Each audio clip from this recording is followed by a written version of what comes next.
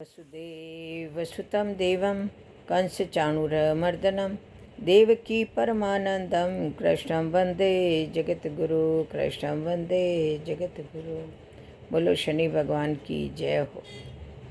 आज आपको एक छोटा सा प्रसंग सुना रही हूँ। भगवान का ऋणी। भगवान का ऋणी कौन होता है? उनका भगत। एक भगत थे, उन्होंने भगवान का नाम जपते हुए जीवन बिता दिया, पर भगवान से कभी कुछ नहीं मांगा। एक दिन वे भगत बांके बिहारी मंदिर गए, पर यह क्या, वहाँ उन्हें भगवान दिखे ही नहीं। वे आसपास के अन्य भक्तों से पूछने लगे कि आज भगवान कहाँ चले गए हैं।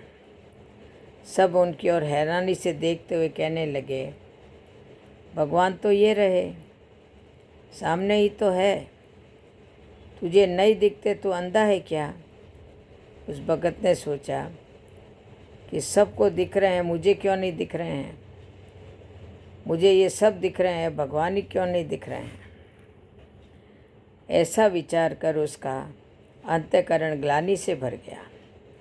वह सोचने लगा कि मेरे सिर पर पाप बहुत चढ़ गया है, इसीलिए मुझे भगवान नहीं दिखते।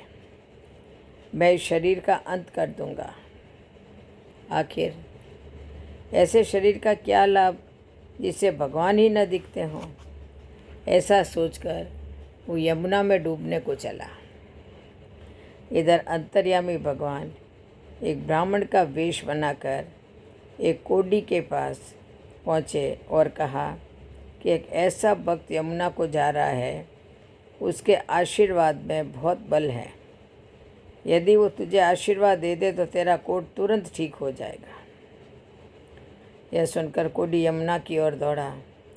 उस भक्त को पहचान कर उसका रास्ता रोक लिया और उसके पैर पकड़कर उनसे आशीर्वाद मांगने लगा।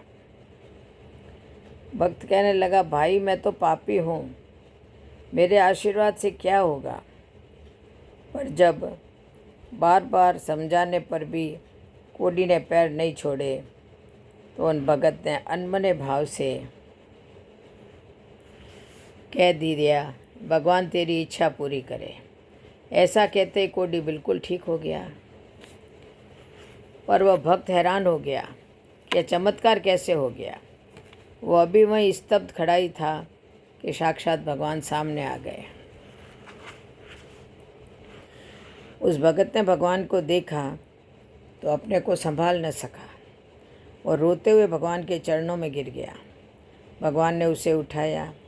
वह भक्त भगवान से पूछने लगा कि भगवान, यह आपकी कैसी लीला है? पहले तो आप मंदिर में भी दिखाई न दिए और अब अनायास आपका दर्शन प्राप्त हो रहा है। तो भगवान ने कहा, भक्तराज, आपने जीवन भर जाप किया पर कभी कुछ मांगा नहीं। आपका मुझ पर बहुत ऋण चढ़ गया था, मैं आपका ऋणी हो गया था, इसीलिए पहले मुझे आपके सामने आने में संकोच हो रहा था। आज आपने उस कोडी को आशीर्वाद देकर अपने पुण्य पुंज में से कुछ मांग लिया, जिससे अब मैं कुछ ऋण मुक्त हो सका हूँ। इसीलिए मैं आपके सामने प्रकट होने की हिम्मत कर पाया।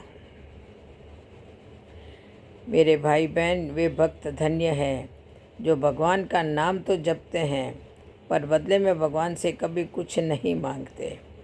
जिनके भगवान भी ऋणी हैं, ऐसे भक्तों के चरणों में अपना माथा टिकाते हैं। जय जय श्री राम, जय जय श्री राधे, जय जय श्री राम।